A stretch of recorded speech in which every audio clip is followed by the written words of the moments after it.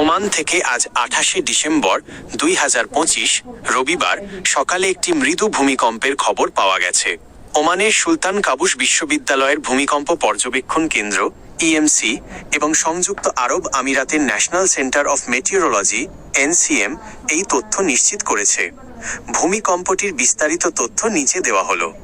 সময় ওমান ও আরব আমিরাত সময় অনুযায়ী আজ ভোর 4:44 এই কম্পন অনুভূত হয়। মাত্রা রিক্টার স্কেলে এর মাত্রা ছিল 2.9।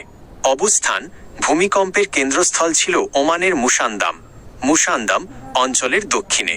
গভীরতা এটি ভূপৃষ্ঠ থেকে প্রায় 5 কিলোমিটার গভীরে ছিল।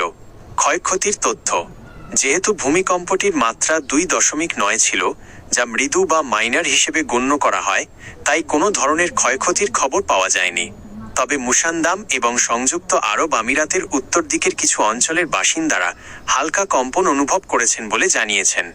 ওমানের ভূমিকম্প প্রবণতা।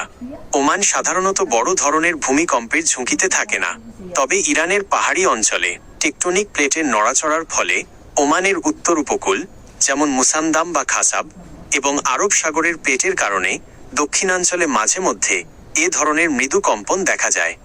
সতর্কতা, বড় কোনো ভূমিকম্পের আশঙ্কা নেই, তবে মৃদু কম্পনের পর ছোটখাটো আফটারশকস হতে পারে। আতঙ্কিত না হয়ে শান্ত থাকাই শ্রেয়। আপনি কি ওমানের মুসান্দাম বা খাসাব এলাকার আশেপাশে আছেন?